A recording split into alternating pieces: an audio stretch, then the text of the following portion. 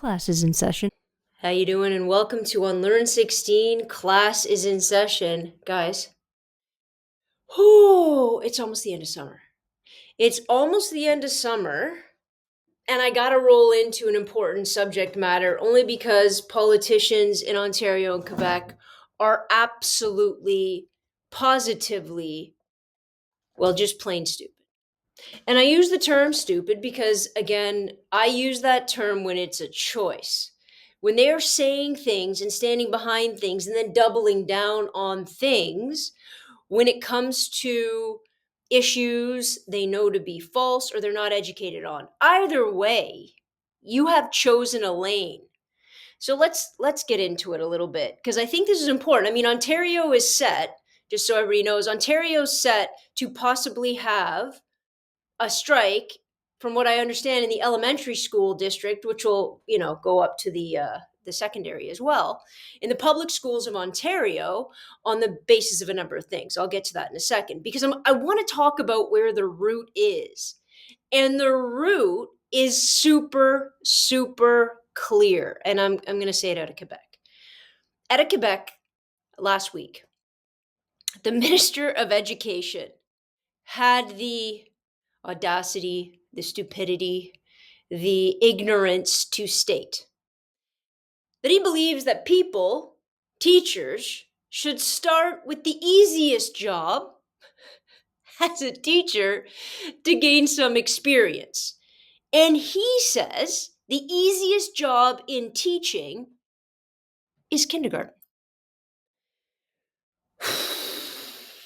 I, I have no words. I have no words to talk to individuals that speak about teaching in this regard. So let's dive into kindergarten for a second. What we're talking about? We're talking about what, 5-year-olds? 5-year-olds, okay? And the average size of a kindergarten class in Quebec, give or take, 20 students. So 20 students, one teacher. Forget curriculum. Forget teaching.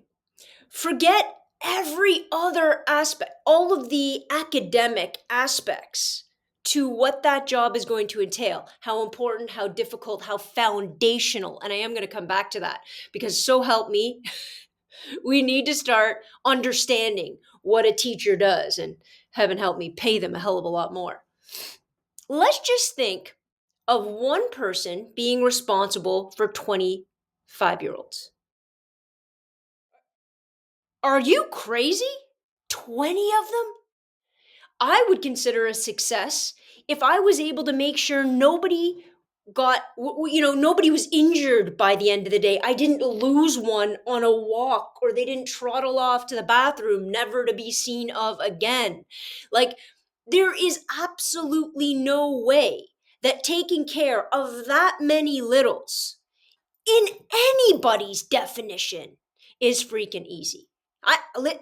I spend time with my friends' kids for like an hour and I am done. And if you're not watching them 100% of the time, they've turned the stove on, they've walked out the front door, they're using tape in weird positions, they've got the dog by the tail. And they're supposed to do that, right? That's their job. And that's why we should only have a couple of them at home, because having 20 is psychotic. But what does this idiot do? Well, in his efforts and his attempt to demean and demoralize and minimize the vital, important job of all teachers, what does he do? He attacks the foundational base point of everybody's education, which is, for the most part, full-time daycare. I'm beside myself. Absolutely beside myself. I've said for a very, very long time that not only am I, as a teacher of 20 years, not capable of taking care of young elementary school kids, kindergarten to like grade 3, like that the special skill set, the level of intelligence, the level of emotional intelligence, the level of classroom management, and oh my God, the ability to multitask. I don't have it. I don't have it. And what we're doing is we're undervaluing who they are. Want to know why? So we can pay them less. Politicians create this image of teachers as glorified babysitters, mommies. And by the way, in doing so, not only are you demeaning teachers, you're demeaning mothers or stay-at-home parents who actually take care of and raise their kids. It's this underpinning of sexist, bigoted, and let's be perfectly honest, absolutely ignorant perspective and educational theoretical, onset. That's not the right word, but you get what I'm saying. I love it when I mess up academic words when I'm trying to make an academic point. I'm spun. Okay? Think, okay, 5 years old. By 0 to 7, 0 to 6, kids, all kids, are learning how to be people. They say that by 5 or 6 years old, 75% of who they're going to be is set. And we have the audacity to undervalue elementary school teachers? Are we dumb? No, we're not.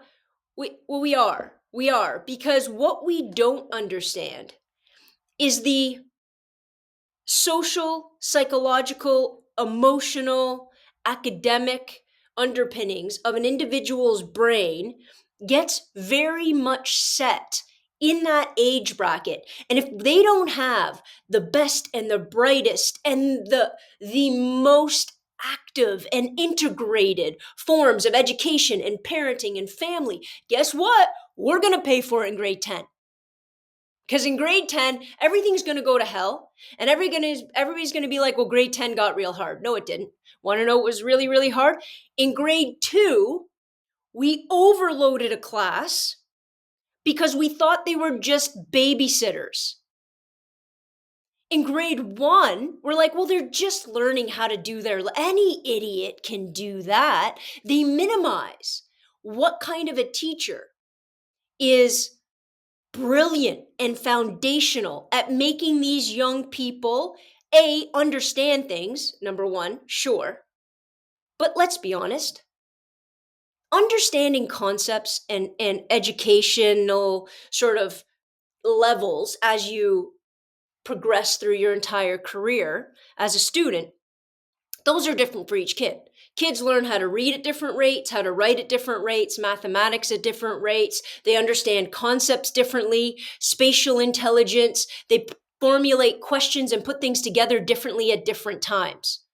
Okay, so number one, a kindergarten classroom, you'll have 20 kids at 20 different stations of development.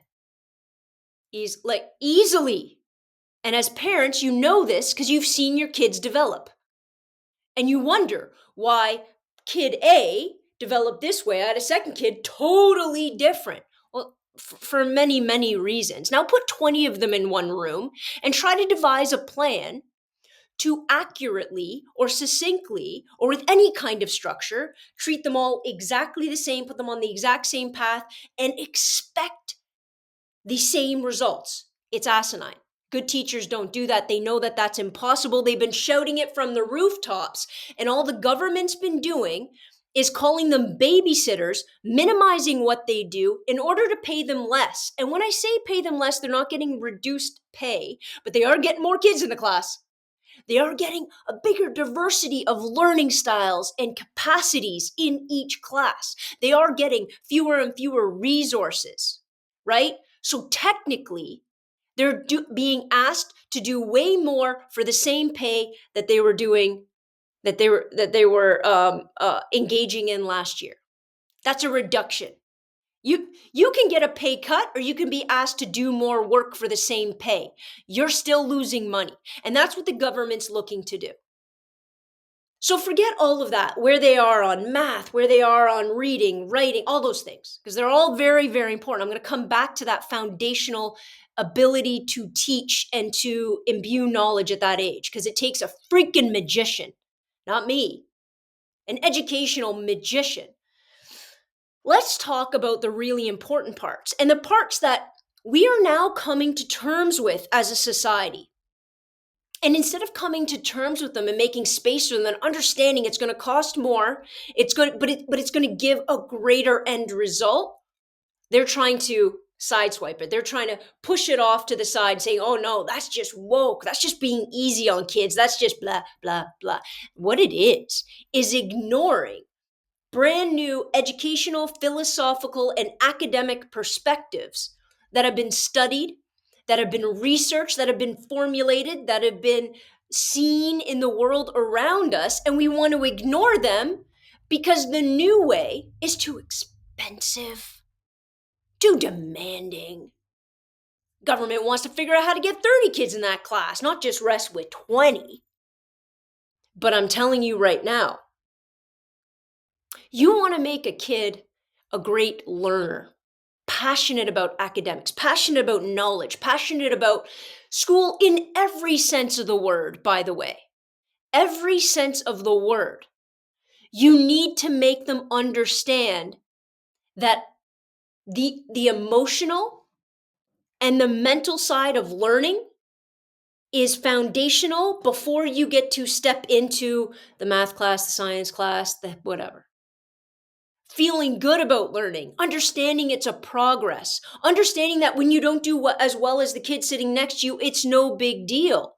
Understanding that whatever issues you have, you need to find them out as quickly as possible in order to not just placate to them, not just ignore them, but to overcome them. Because the quicker we can address it, proven fact, the quicker we can address anybody's learning exceptionalities, the quicker we can help them mitigate those exceptionalities, overcome them, and be successful. They're having trouble reading? Foist all efforts in order to get to understand why. Could be just a progress thing, could just be a brain development thing, could be a form of dyslexia, could be a form of a whole bunch of things. We should be figuring it out then. Because if we figure it out then, mitigating it for the future and giving them the best possible educational outcomes and an educational sort of personal health so they know they feel good about it, it happens then. And if we don't do it, guess what? Those kids drop out. If we don't do it, those kids never think they're good enough. If we don't do it, their self-esteem gets shut down. If we don't do it, their attention starts to get lost. If we don't do it, we will see breakdowns in society as they happen in real time. And today more than ever, you can like it or hate it. It doesn't really matter to me, but today more than ever, the ability to have transitional skill sets to be able to quickly adapt to an ever-changing workplace and international system. You need to be able to be multi-focused.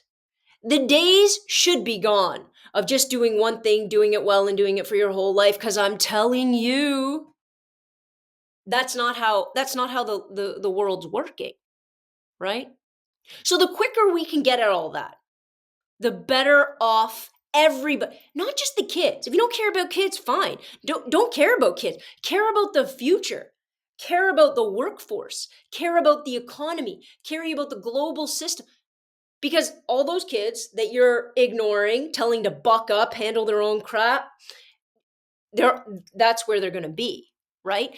And in order to have a kindergarten teacher, and again, magic of teachers. In order to have a kindergarten teacher that is capable of understanding that and recognizing that and then segmenting that and helping fix that and addressing that and getting help from here and help from there, all of that requires a brilliant teacher, a very well-funded system, and access to resources at the drop of a dime. People say all the time, well, I'm going to send my kid to private school when they get older. I'm like, don't. I mean, sure, you can. But you want to know when a kid develops a super healthy ability to understand and to feel confident in who they are in the classroom? And that doesn't mean make them perfect by any stretch, but to make them confident and healthy and understand that when they're up against problems, they can figure out how to handle that problem, how to come up against it, how to overcome it. All of that happen in elementary school. All of that happen. You will talk to people who hate and love school, and I tell you, I swear to you, it comes down to in grade 3, I had a teacher. I had a math teacher. I had a gym teacher. I had somebody that got me and that bigged me up and that made me or watch it all crumble. Because the same kid that hates grade 10, and you say, why do you hate school so much? It's not really grade 10. It goes back to in grade whatever, they had a horrible teacher. They had a horrible circumstance. They were in a split class. They were ignored. They had a bad teacher in, whatever. Because there are bad teachers. I'm not sitting here saying we're all great teachers. I've had my days. But I am saying we need to we need to understand that not only are they not babysitters, that elementary school teachers, especially in those younger years, are the people, are the foundational building blocks for every single person in society. They just are. They're the thing that they're going to be enriched by or minimized by. They are going to figure out ways in order to be successful because of. Now, a lot of things that get in the way of this, well, the biggest thing is money. They can have 20 kids. Anybody can teach math. No, no, no, no, no. Foundational mathematics should be taught by an expert. We're not even really building these experts yet. Why? Because it would cost the educational system. They don't want to do that. It's too much money. In my opinion, there should be educational experts that are there that understand child psychological development, academic progress. They should understand any sort of learning exceptionalities. They should be experts as much as they can in levels of social work, because you want to see an at-risk kid, you're going to see them in grade 1. Now, none of our teachers, our educational sort of format, the way that we do this right now, are doing that. But why aren't they doing that? Well, because it's more money. Don't you think it would serve us? Pay them more money. Allow them, enable them, demand of them more education, more expertise, minimize class sizes so they can quickly sift through and see who needs this, who needs that, who needs to be built up here, who needs to be built up there. Isn't that what we want? Don't we want a future goal of that kind of success? Because all we're getting, and time again, we're calling these teachers and educators babysitters. I've said for a very long time, even when it comes to high school teachers, is that the 2 years of teachers college, that is an utter freaking waste of time, should be 2 years of child psychology, emotional, psychological development, and at-risk youth education. That should be it. Shove your rubric. The rubric I'll figure out later. Understanding kids' development, understanding how to quickly point out a kid that's battling with dyslexia, understanding how to quickly point out a kid that has, that's facing horrific things at home, how to quickly point out what they're facing, how they're facing it, how to overcome it. Isn't that the goal? Make that the goal. You make that the goal. Take my 2 years of teacher college where I learned how to color and talk about group work, and give me actual academic pieces and knowledge and education surrounding child psychology, child development, and at-risk students.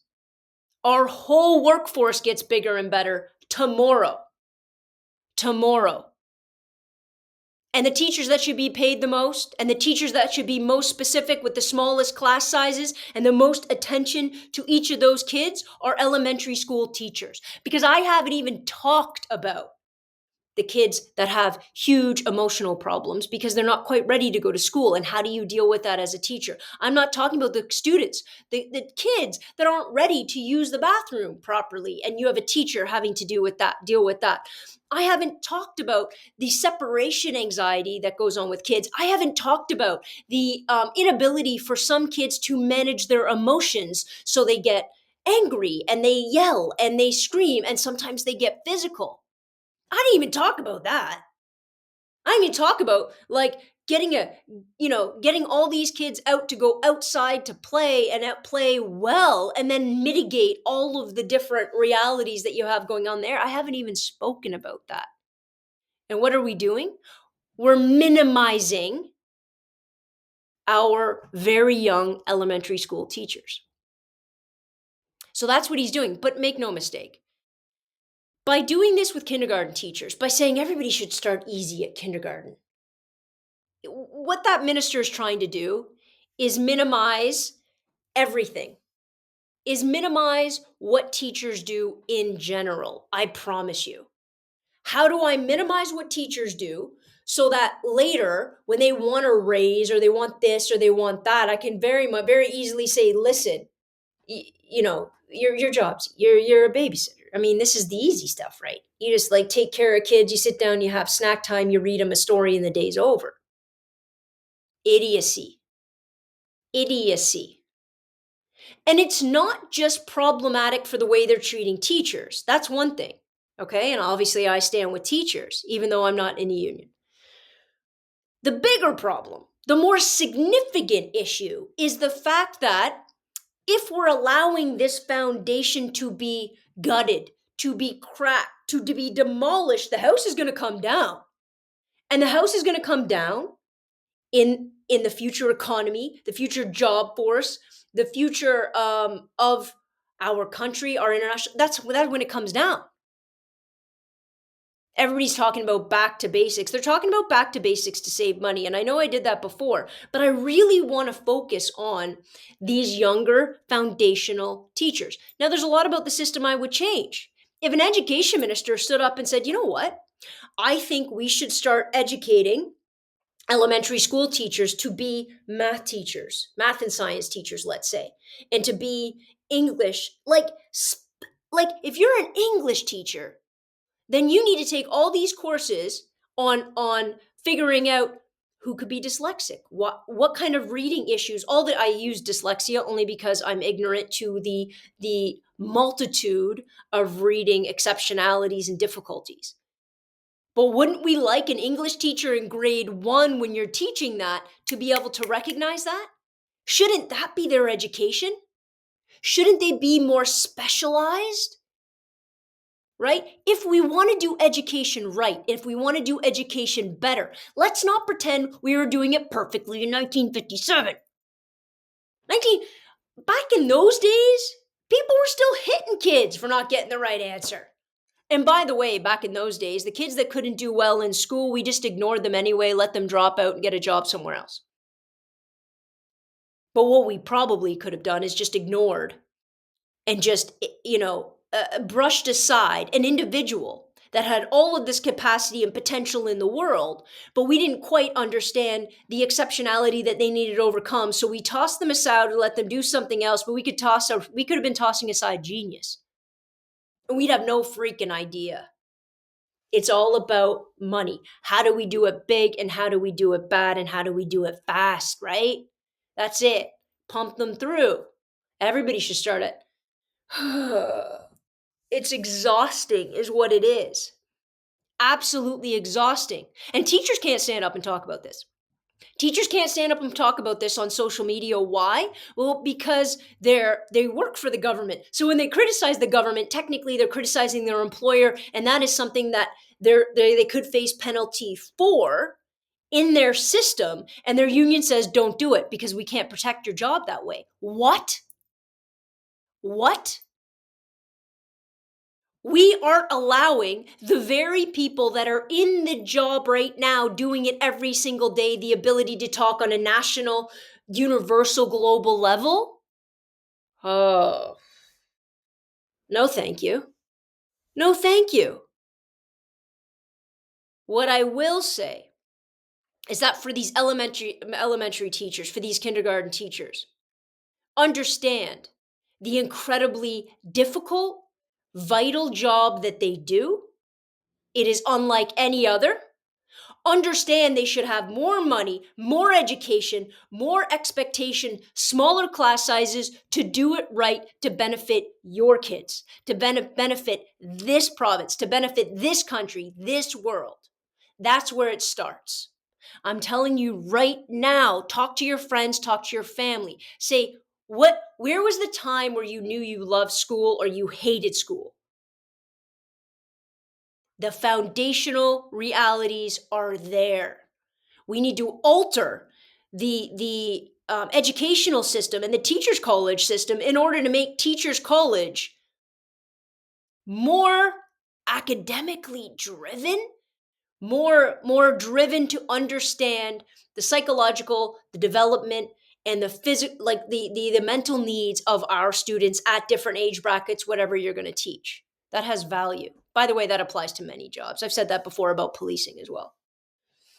That's where it is. But don't you dare undervalue a kindergarten teacher. Don't you dare allow people to sit around and say, well, it's the easy teaching job. They're just babysitting all day. Go babysit 20 kids and get back to me. Go babysit 20 kids, 25-year-olds, try to teach them something for an hour. I dare you. I dare you. And when you come back in utter disaster, put your money where your mouth is. Start funding teachers properly. Start minimizing how many kids in a class. Start upping the resources that are given to them. And for the love of God, start respecting and demanding respect for the foundational building blocks of our entire society. That's it for this week. I encourage you to ask me questions. Disagree with me if you would like. Bring up different ideas in the comment section below, because this is the biggest foundational, structural, economic, and governmental fight that we're going to face. And we're going to face it in Quebec. We're going to face it in Ontario. Look, all over the United States. It's a freaking disaster. Ask yourself why. Ask yourself why, and ask yourself what kind of damage are we going to do when we underfund, gut, and diminish the importance, the power of our educational system and our teachers. And on that note, thanks for hanging out with me, and I will see you next Tuesday. Same bat time, same bat station. Dismissed.